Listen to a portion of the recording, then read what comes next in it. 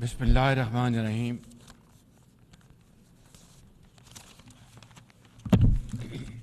Mr. President,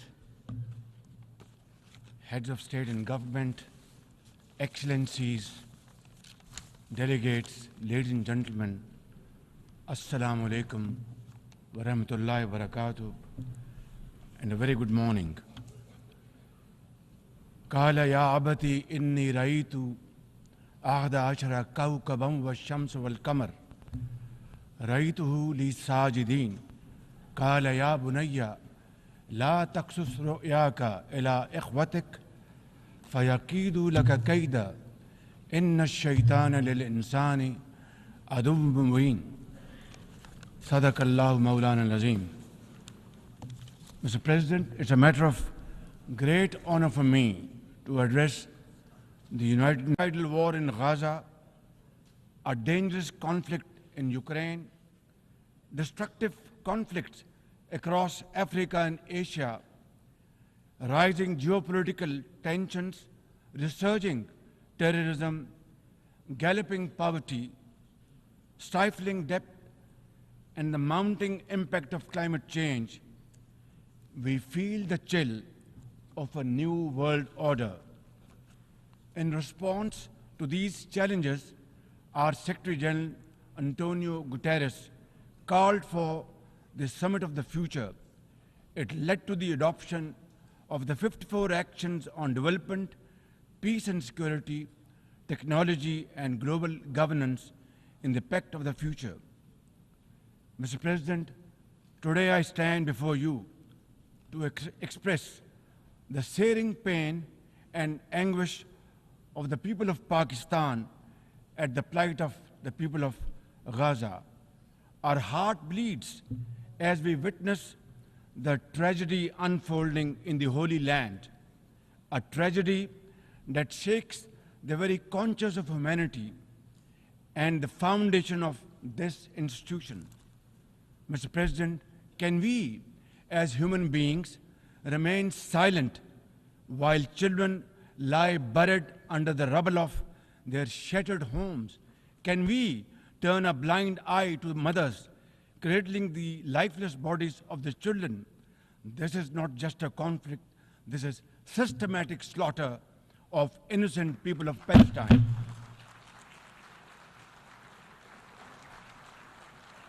Ladies and gentlemen, an assault on the very essence of human life and dignity.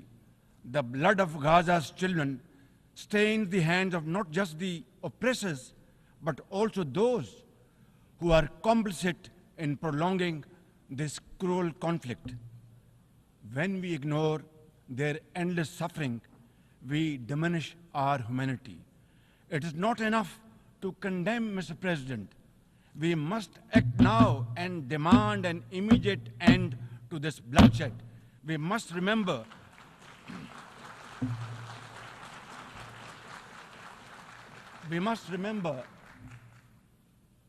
that the blood and sacrifice of the innocent Palestinians will never go waste.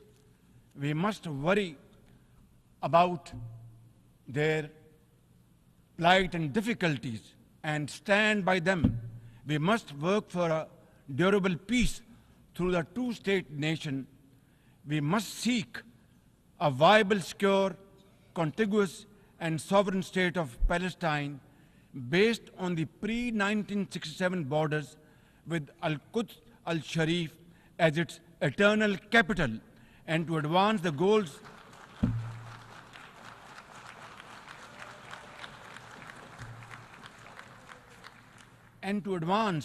these goals, Palestine must also be immediately admitted as a full member of the United Nations. Mr. President, in a span of a few days, Israel's unrelenting bombing of Lebanon has killed over 500 people, including women and even small children. The failure to implement UN resolutions has emboldened Israel. It threatens to drag the entire Middle East into a war whose consequences could be very grave and beyond imagination. Similarly, like the people of Palestine, the people of Jammu and Kashmir too have struggled for a century for their freedom and right to self-determination. Instead of moving towards peace, India has resiled from its commitments to implement the Security Council resolutions on Jammu and Kashmir.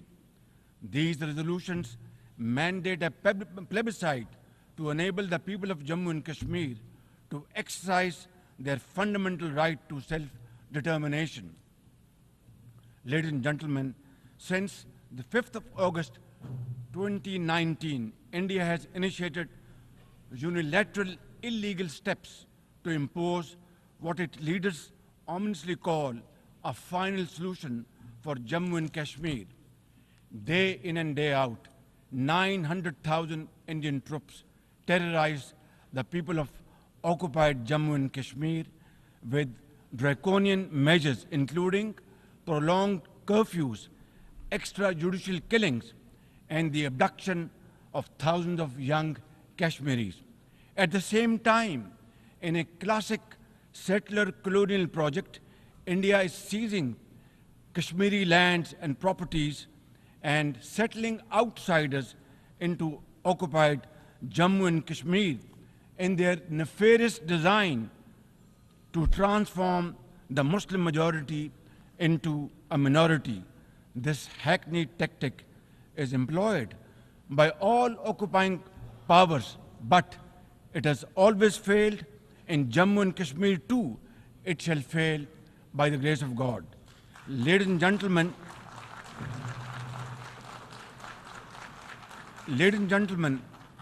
the Kashmiri people are resolute in rejection of the false Indian identity. The New Delhi seeks to impose upon them very, very severe conditions, and atrocities are being committed every hour. India's policy of brutal coercion and oppression in occupied Kashmir has ensured that Burhan Wani's legacy continues to inspire the struggle and sacrifices of millions of Kashmiris. Inspired by the legitimacy of their epic struggle, they remain defiant. Their heart-wrenching stories remind us that behind every statistic lies a human life, a dream deferred, and a hope shattered. Even more worryingly, it is engaged in massive expansion of its military capabilities, which are essentially deployed against Pakistan. Its war doctrines envisage a surprise attack and a limited war under the nuclear overhang. Thoughtlessly, India has spurned Pakistan's proposals for a mutual strategic restraint regime. Its leadership has often threatened to cross the line of control and take over Azad Kashmir. Ladies and gentlemen, Mr. President, let me state in no uncertain terms that Pakistan will respond most decisively to any Indian aggression. Therefore, to secure durable peace, India must reverse the unilateral and illegal measures it has taken since 5th of August 2019 and enter into a dialogue for a peaceful resolution of the Jammu and Kashmir dispute in accordance with the UN security resolutions and the wishes of the Kashmiri people. Mr. President, remember, illegal occupation creates a fresh hell every day in the killing fields of Palestine and in the pristine valleys of occupied Jammu and Kashmir. Apart from conflicts, Mr. President, the 21st century has brought a cascade of crises, including the reversal of development and the mounting impact of climate change. 2 years ago, my country was devastated by catastrophic floods, causing $30 billion in damages. It is now clear that each summer will bring blistering temperatures and trigger fresh climate impacts. Pakistan emits less than 1% of global carbon emissions, yet we have paid a very heavy price for no fault of ours. This is most unfair in any calculus of global justice. We must uphold the axiom, the polluter must pay. Ladies and gentlemen, Pakistan looks forward to fulfillment of commitments made by our development partners to support the achievements of the SDGs and climate goals, including a new annual goal beyond $100 billion in climate finance.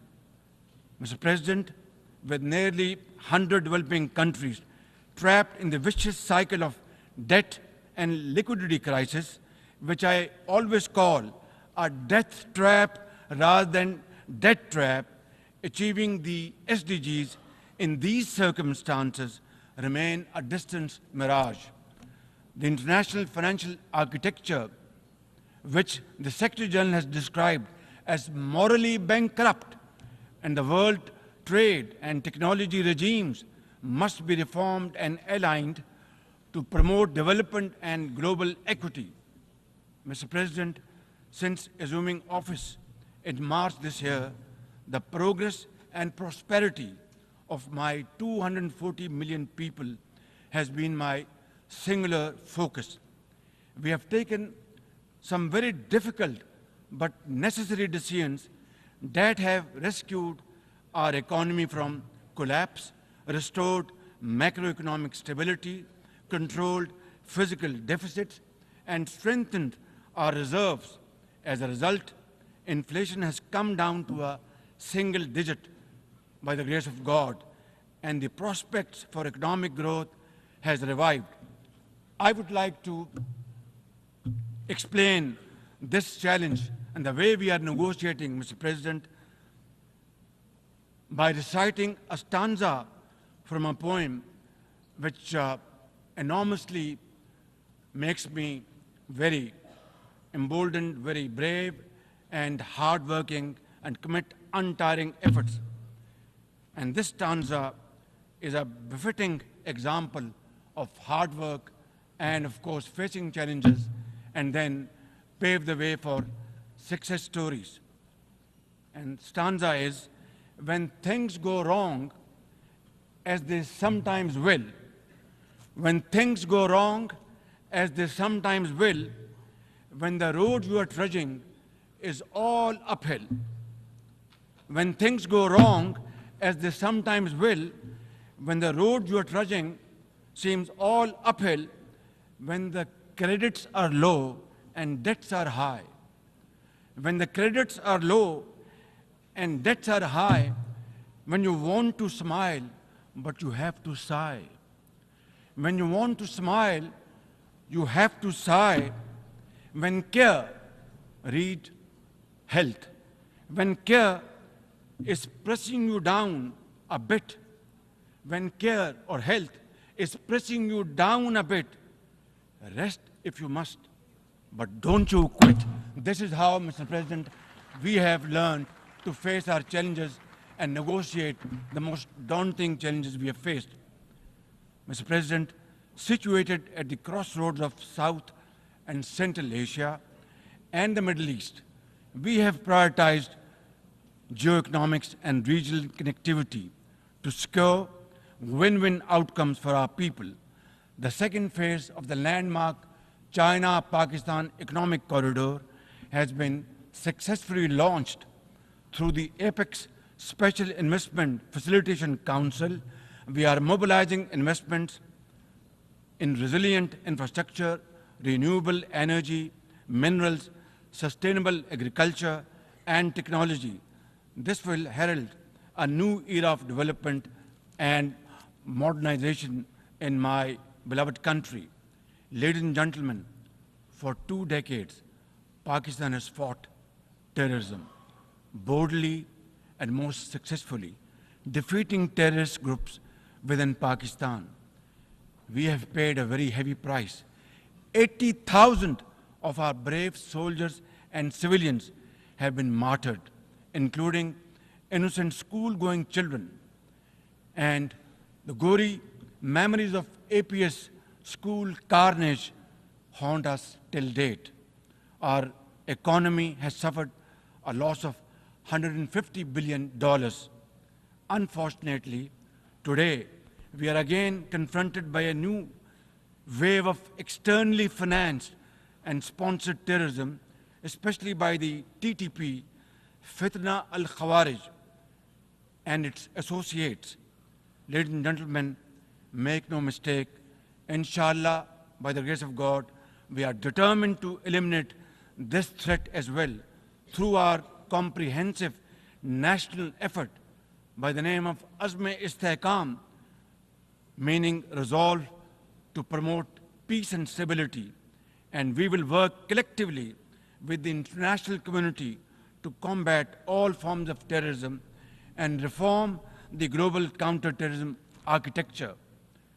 Mr. President, Pakistan seeks the earliest possible normalization of the situation in Afghanistan. We join the UN's appeal for $3 billion in humanitarian assistance to the millions of suffering Afghan brothers and sisters. At the same time, we endorse and share the international expectations that the Afghan interim government would respect human rights, including the rights of women and girls, and promote political inclusion.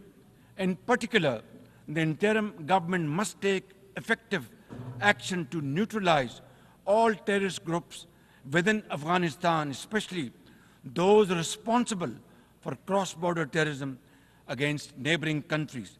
These include ISIL-K, Daesh, the Al-Qaeda associated TTP, Fitna al-Khawarij, Majid Brigade, the BLA, and other terrorist groups which unfortunately are seen on Afghan territory.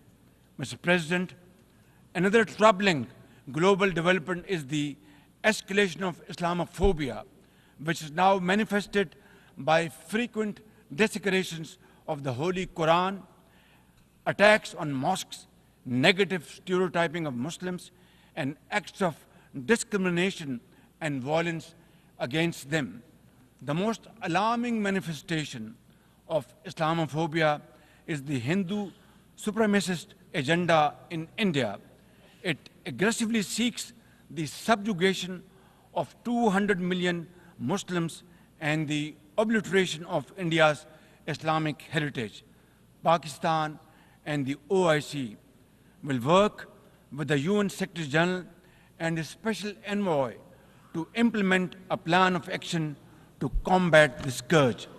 Ladies and gentlemen, Pakistan seeks an immediate end to the tragic conflict in Ukraine and its peaceful resolution in accordance with the UN Charter and international agreements. Ladies and gentlemen, Pakistan has a long and proud history of solidarity, friendship, and cooperation with the nation of Africa. We will continue to cooperate with them to counter terrorism and resolve regional conflicts, including through UN peacekeeping and peace building in the region. Finally, Mr. President, as we leave this august hall, we must carry with us a message for our people, that the weak are not voiceless, that the oppressed should not lose hope, that poverty is not preordained, and that Allah Almighty promise of justice and equality in our terrestrial home must be respected. I thank you all, and thank you very much for your time. God bless you.